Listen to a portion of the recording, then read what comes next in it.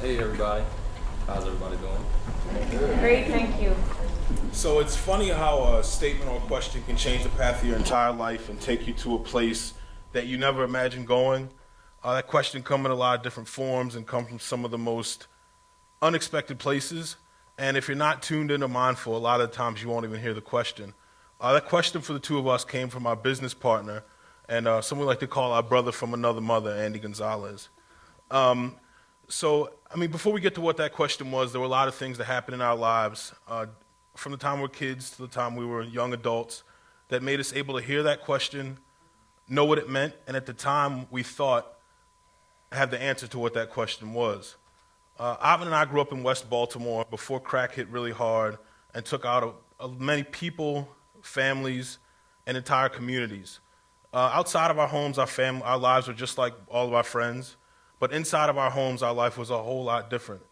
Our parents were what we like to call hood hippies, for the most part. We grew up vegan. We went to a church based on yoga philosophy. Went to the Friends School of Baltimore, which is a Quaker school, so we had our mindfulness practice there.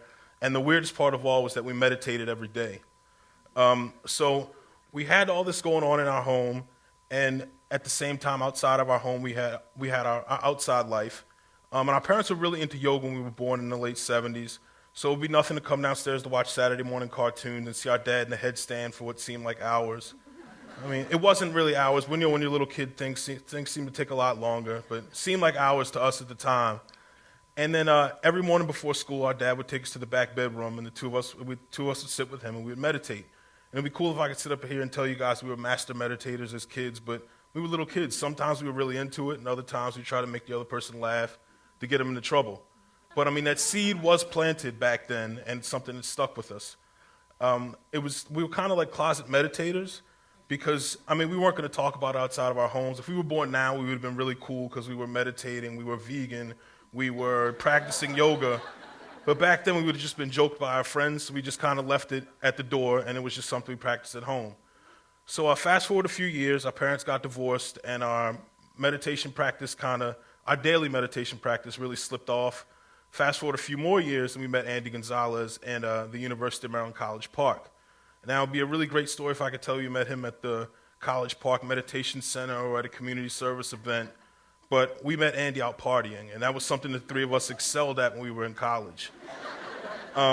So somehow, I mean, after we would finish, we would be at a Knox Box house party or at a bar, and we would have these long conversations, and we realized that we had a lot of things in common. And somehow we still wrestle with it to this day, figuring out how our partying turned into a book club. So we would run around, we would run all over campus, we'd go to the campus libraries and we'd get books on the environment and spirituality and religion and ancient history and philosophy and just anything we can get our hands on. And we'd come together, either in my living room or Atman's living room, and we would just sit down and we would read. And any interesting fact, we would just kind of blurt out to each other. Or if there was a long passage, we'd pass the book around, and we compiled these really long book lists from the footnotes of the books we were reading. And there was, this is over a couple months, our last semester there, and there were a couple things that we came to realize. We saw there was a lot of suffering in the world. From our point of view, none of it seemed really necessary. And then we also saw that nobody really seemed to care about it. So I remember one day, Atman and I were just kind of sitting around, and Andy walks into the room, and he has this look in his eyes that if I really focus on, I can see to this day. And he asked us, so what are we going to do about it? All right, so what are we going to do about it? I remember we were all sitting at my apartment in the living room watching TV. Well, not watching TV. The TV was on, but we were reading. The TV was watching us more than we were watching it. And, we were reading our books, and I heard something on TV where somebody said the government is giving away free money, and they have billions of dollars. So, I immediately dropped my book and looked at the TV. And, I looked up, and it was a guy named Matthew Lesko. And he had like a suit on, he had question marks in his suit, and, he was like really animated. And, he was saying like stuff like I just said, like the government has billions of dollars to give to you, you know what I mean? So Ali, Andy, and I looked at each other and were like, hell yeah, I think that's what we're gonna do, go for it. So we had an epiphany. We kind of saw the fact that there was billions of dollars out here that the government had, and we were going to use that to help us save the world. Then, after that, we kind of got into understanding about, Yeah, just the fact that you needed a nonprofit to be able to get these millions of dollars, and they weren't just going to give it to 3 college students with a great idea and great intentions. So we looked on the EPA website, and we saw a grant available for ground level ozone detection. And, Ali was an environmental science and policy major, so that was going to be our first project. We printed out the application, and, we were filling it out, and we kind of saw that, like Ali was saying, they weren't going to give 3 college graduates hundreds of thousands of dollars. So we kind of had to put our idea or our vision on pause just because, we didn't have a nonprofit organization. So then we moved back to Baltimore, our old neighborhood. Ali and Andy moved into the house Ali and I grew up in, and I moved into the house on the corner, maybe 4 or 5 houses down the street. And, when we came back to our neighborhood, it kind of like broke our heart. Like, Ali was saying crack hit hard. And, like some people question why they call some neighborhoods hoods. It's because the neighbors moved out. We moved back into our neighborhood, and, people weren't even like talking to their neighbors. They wouldn't look each other in the eyes. It was like boarded up houses everywhere, open air drug markets. And, it was a lot of misery there. And during that time, we all got into our own yoga practice. We would wake up in the morning time. We would do lots of yoga, pranayama, meditation. And then after we would do our own personal practice, we would come together and talk about our experiences, revelations that we've had in our practice, talked about, our dreams, talked about passages that we've read in books, and anything else that came up. And, we didn't forget about those billions of dollars, so we figured out, we Googled or we relied on the good old internet on how to start a nonprofit organization. So we printed up a checklist, and, we were going through it, and we were trying to figure out what we want to call ourselves because, we need a name for our nonprofit. So we knew that we wanted to help everyone and everybody out. So we picked up a thesaurus, and, the word that kind of resonated with us was holistic. And then we know we wanted to impact lives, individual lives, and, the life of the planet. So next we put life in there. And then at that time, most of the nonprofits that we heard of had foundation at the end of it. So, there we go, not Holistic Life Foundation. And then December 19th, 2001, the Holistic Life Foundation was born. We had a cool name, cool logo. We had a mindfulness and yoga practice. We had, the intention to want to do some positive things in the world, but, we weren't really doing anything yet. So what are we going to do about it? That do became very important to us because we figured the way we could make the biggest impact was to do as much as we could. And so it was kind of funny. Initially, we didn't find anything to do. Something to do found us. And long story short, we were at an elementary school picking my mom up. She was facilitating a program there. Principal asked us to coach football or basketball. We had the brilliant idea that we were going to do an after-school yoga program, but we had never worked with kids. We hadn't even taught any yoga classes at that point. And not only that, we had definitely never run an after-school program. So we did it, and the first day we came in there, the kids saw the mats rolled out. They yelled WrestleMania and just kicked the crap out of each other. So we were at that point, and we were kind of questioning if we had chosen to do the right thing, but we just stuck with it, and then we started to see a shift in the kids we were working with. We were picking up less kids from detention. We were breaking up less fights. Then the teachers and their parents and the principal of the school, they would come by us and they would say, I don't know what you guys are doing, but whatever you're doing, keep doing it. So we took that group deeper into their practice of yoga, meditation, mindfulness, breath work, and we saw an even bigger shift in them. Like down to the core, we saw a huge change in these kids, and they all went on to do some great things. So then we started looking for other places to serve, and it expanded to adults. So we saw a lot of people suffering from drug addiction. So we decided to do something about that, and we did programs there. We saw people suffering with mental illness, so we decided to do something about that. And we were going around doing a lot of things. Then we decided that we saw a disconnect between people and the natural world, especially in urban environments. So we decided to start doing something to help connect people with Mother Earth. So we're going around and we're doing a lot of things then, and we're doing even more things now. So what are we going to do about it? The other word in that question that means a lot to us is the word we.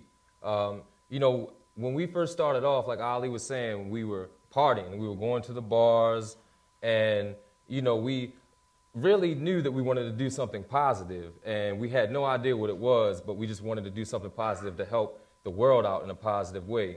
We also knew that if we focused our energy on trying to make a change in the world, anything was possible. So that's kind of what we were focusing on. And like I was saying earlier, we got back into our yoga practice. We started waking up at dawn, doing lots of pranayama, lots of kriya yoga, lots of kundalini yoga, and lots of meditation. And, we would, like, our friends really weren't into the contemplative practices, so it was just that it was us three talking about our experiences that we were having, our revelations that we were having in our practice. And, we were listening to each other's comments and reflecting on the stuff that each individual was going through in their own practice. We did have our inner life, but we definitely had an outer life. We went to the bars with our friends and, got gamed out on video games with them.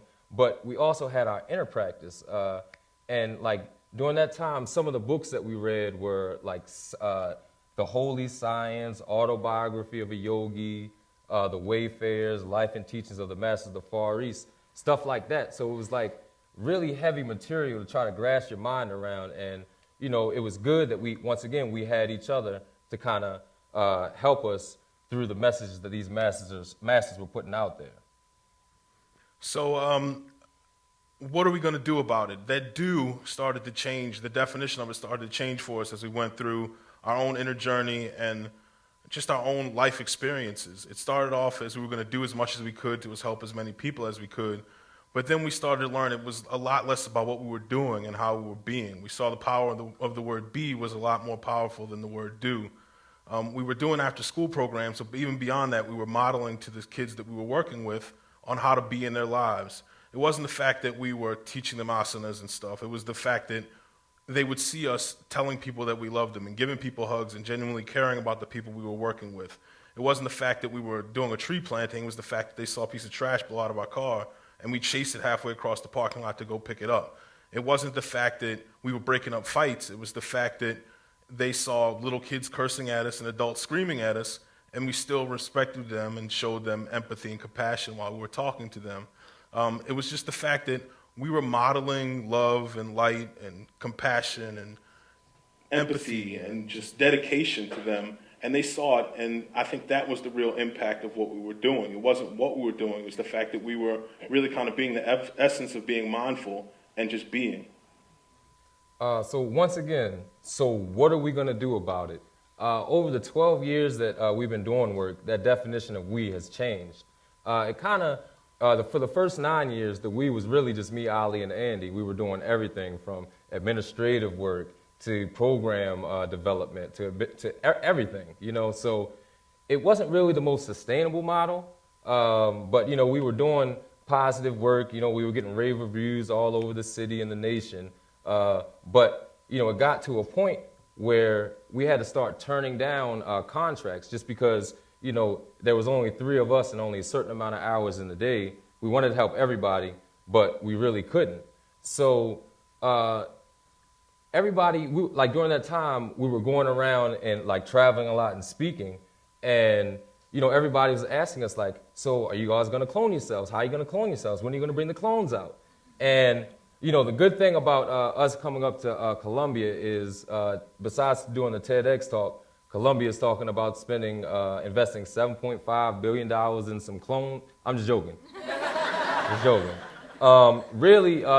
Truthfully, it was more, we kind of noticed that the kids that we started off with in 2002, they were all 20, had 10 years of yoga under their belt, and they knew what we expected from our programs, the way that we treated kids, students, families, and communities. So, we had our clones. But even still, our opportunities were increasing, and we didn't have enough workforce. So, we were a little frustrated, so we went kind of in ways in our inner journey, and we kind of saw the connection that we had with ourselves and the connection that everything had with everything. And not even just on the inner level, on the outer level as well. So we kind of saw that us wasn't just us three. Us wasn't just us three and our students. Us is all of us. Everyone in this room, everyone in the United States, everyone in America, everywhere in the world has a responsibility to do something to end all the unneeded chaos and pain that's going on in the world. And, if everybody does kind of look at themselves and make the change, we truly can change this world and raise the vibration to a higher level. Yeah, and just so in closing, just the next time anyone feels I don't know, if you feel lost on your path or if you feel totally isolated and disconnected. If you feel bummed out by what you see in the world and it brings you down. Yeah, just take the time to stop, sit down, and go inward and really feel and see that love and light inside of yourself. And then that same love and light that you see in yourself, try to see that in everyone and everything else. And then really take the time to feel and know that interconnectedness is real with you and everyone and everything. And then the positivity that you want to see in the world, make it come and shine through you. And then really ask yourself, so what are we going to do about it?